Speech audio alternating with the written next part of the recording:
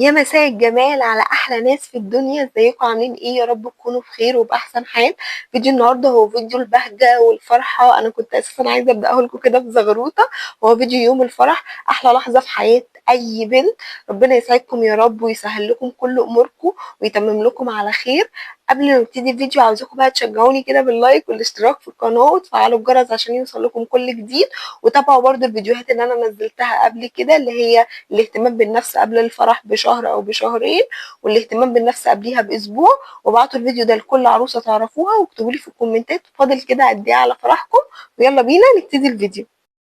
اول حاجه لازم نبقى واخدينها معانا في الشنطه اللي احنا هناخدها في المكان اللي هنجهز فيه، اذا كان رايحين فندق او اذا كان رايحين مثلا عند حد قريبتنا مثلا او كده هنجهز عندها هناك.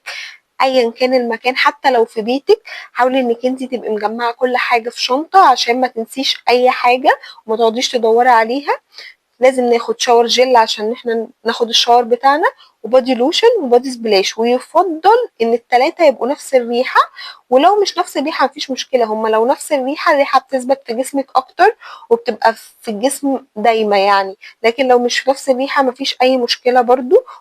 ولو بتجهزي بيوتي سنتر او استوديو خدي الشاور قبل ما تنزلي من البيت. تاني حاجة مهمة هي فرشة السنان ومعجون السنان، مهمين جدا طبعا، اساسي لازم تبقي واخداهم معاكي. تالت حاجة هو غسول البشرة، الغسول اللي انت متعودة عليه، ومرطب برضو للبشرة خديه معاكي الاتنين. الحاجة اللي انت متعودة عليها خديها معاكي. ولو يفضل تحطيهم كده في ازاز صغيرة بتتباع كده تبقى ايه تفريغات يعني. بس خدي بالك اوعي تحطي سان سكرين او تاخديه معاكي حتى، او تخلي الميك اب ارتست تحطهولك علشان بيعكس الفلاش وبيبوظ الصور. رابع حاجة بقى هو ديودرنت، اساسي طبعا عشان العروسه بتعرق كتير فلازم ديودرنت عشان الفستان كمان بيبقى تقيل. والبرفين بتاعك، البرفين انك انت يعني لازم البرفين يبقى قوي شويه كده عشان العروسه دايما برضو بيجوا مثلا يبوسوها ومش عارفه ايه، يبقى ريحتك كده حلوه وجميله، فالبرفين بتاعك يبقى قوي. خامس حاجة مش رابع حاجة، اللينزز. اللينزز مهم، ومش لازم تخلي الميك اب ارتست هي اللي تجيبهولك، لا جيبيه انتي وجربيه قبل الفرح بيومين عشان تتعودي عليه، عشان هو لو حطيتيه اول مرة ممكن ما يبقاش كويس في عينك، فلازم تجربيه. وخدي معاكي العلبة بتاعته عشان لو حبيتي تشيليه في الفرح مثلا او هو مضايقك، فدي برضو من الحاجات الاساسية جدا. وبرده ما ننساش الاكسسوارات بتاعة الفستان زي الحلق والخاتم، الهيد بيس، التاج، الانسيال، اي حاجة خاصة بالفستان. الاكسسوارات بتاعة الفستان ناخدها كده في علبة. المناديل، المناديل مهمة قوي قوي قوي، اذا كانت عادية او وايبس، والعادية هتستخدميها اكتر لانك انت كل شوية هتبقي محتاجة مناديل. برضو مرطب الايد، مرطب الايد مهم لان بنيجي ساعتها برضو بتتحطي في ظروف لازم انك انت يبقى عندك مرطب ايد تحطيه مثلا او كده، فبرضو من الحاجات الاساسيه. شاليمو وما تسالنيش عشان اقول لك الشاليمو مهم، عشان انت بتبقي محتاجه انك انت تشربي ميه، تشربي عصير، تشربي سوائل كتير، وطبعا بتبقي بتعملي ميك اب بتاخدي وقت، فلازم الشاليمو يبقى معاكي. فدي حاجة أساسية عشان ما تبوظيش الدنيا وما تبوظيش الحال كله. منديل كتب الكتاب، لو انت هتكتبي كتابك في القاعة فما تنسيش منديل كتب الكتاب. انا واحدة من الناس اللي نسيته وجالي بعد كتب الكتاب فكنت متضايقة جدا، فدي حاجة أساسية ما تنساهاش، وما تعتمديش على خطيبك ان هو يجيبه عشان هينساه برضو يعني، لان انا كنت معتمد عليه ونسيه. فانت ما تعتمديش على حد، حطيه في شنطتك للأمان. بوكيه الورد برضو أساسي، لو يفضل انك انت تعمليه قبليها وتبقي مختاره شكله وكل حاجه وتحطيه في الشنطه لو هو اللي هيجيبه، بس اكدي عليه ان هو يجيبه. برضو في حاجه مهمه عايزاكي تعمليها، تعملي زي اظرف كده تحطي فيها فلوس، مثلا لو ميك اب ارتست ليها عندك فلوس، مش عارفه بتاعه الطرحه مثلا ليها عندك فلوس، ظرف كده تحطي لكل واحده فيها الفلوس بتاعتها، وتكتبي على الظرف الاسم ان هو مثلا ميك اب ارتست كذا، وتحطي المبلغ جنبيها مش عارفه ايه. الكلام ده كله مهم جدا. شنطه ميك اب بقى كده صغنونه، هتقولي شنطه ميك اب ليه؟ عشان الميك اب لو حصل له اي حاجه في الفرح.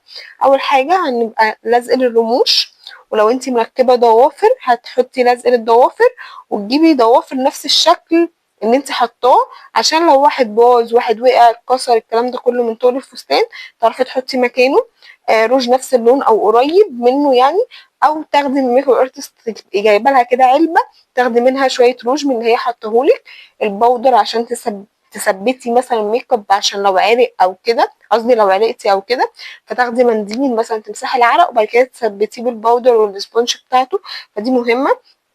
لو انت جايبه طقم عروسه اللي هو بيتلبس ده في الفندق او كده عشان تتصوري جنب الفستان، فما تنسوهوش. الهدوم اللي تحت الفستان ما تنسيهاش، اللي هي مثلا البادي، البنطلون، الحاجات دي اساسي حطيها في الشنطه.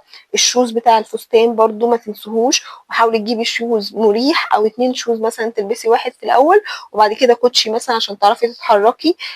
سماعه تبقى صب كده صغنون يبقى معاكي في الاوضه، فدي بتبقى جميله قوي برضو عشان تشغلي عليها مثلا قران او اغاني. هو انت اول ما تخشي الاوضه شغلي قران وصلي ركعتين، ما تتوتريش عشان ما تبوظيش اليوم. خدي معاكي الناس اللي بتهتم بيكي وبتطمنك، الناس اللي حواليكي لازم يكونوا مركزين معاكي مش مع نفسهم. يعني لو الميك اب مش حلو يقولوا مثلا عدلي كذا، فتحيها، غيري لون الروج مش لايق عليها. الناس تبقى قاعده معاكي مهتميه بيكي انتي، مش يبقوا مهتمين ان هم يلبسوا ايه او يظبطوا ازاي او كده. لو انتي اللي اخواتك او قرايبك هم اللي هيعلقوا لك البلالين في الاوضه ويعملوا لك الديزاين، فخدي بالك، خدي معاكي البلالين والحاجات اللي هتتعلق ما تنسيهاش.